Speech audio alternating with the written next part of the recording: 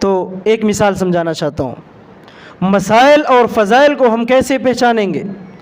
میں نے پہلے بھی تعریف کی ہے اس چیز کی کہ مسائل وہ اعمال ہے جو اللہ نے اپنی نبی کو حکم دی ہے اور اس کے اوپر فرض واجب کی ہے، جیسے نماز، روزہ، حج، زکوٰۃ۔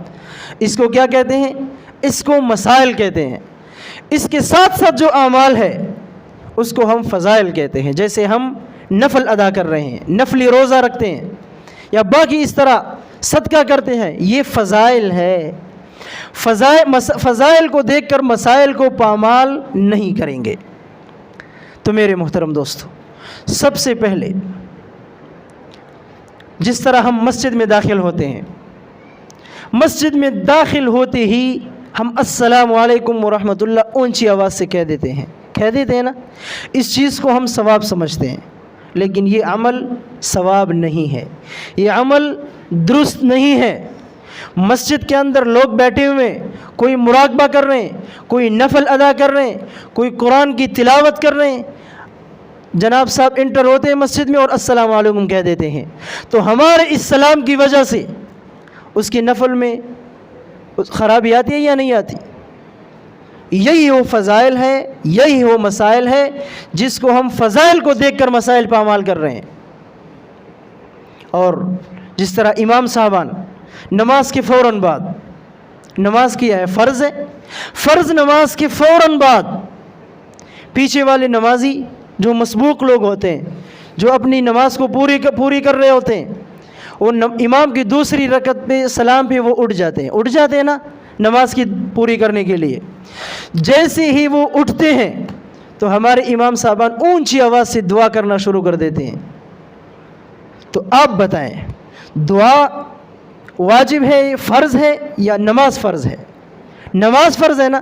تو اگر ہم فضائل کو پامال کریں گے، مسائل کو پامال کریں گے فضائل سے، یہاں ہمیں نہیں ہونا چاہیے، ایسے نہیں کرنا چاہیے ایسے کہ اگر پیچھے مسبوق لوگ نماز ادا کر رہے ہیں، امام کے سلام کے بعد جو مسبوق لوگ ہوتے ہیں اگر وہ اپنی نماز پوری کر رہے ہوتے ہیں تو یہاں امام کو بھی نہیں چاہیے کہ وہ اونچی آواز سے دعا کریں۔ لیکن ہم اس چیز کا نہیں پتہ، ہم اس چیز کو ثواب سمجھتے ہیں۔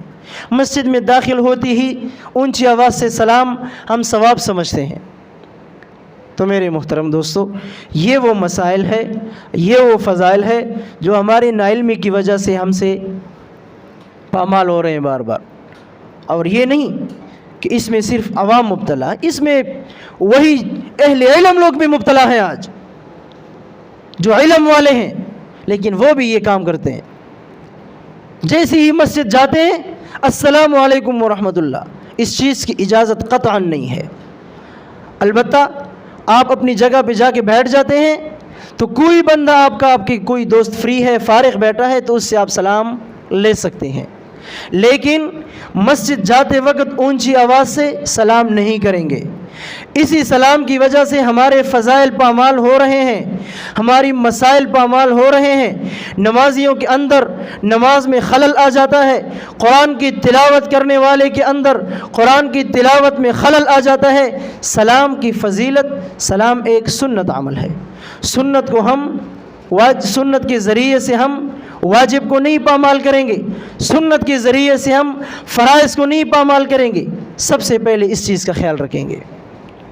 تو میرے محترم دوست، یہ وہ چھوٹے چھوٹے اعمال ہے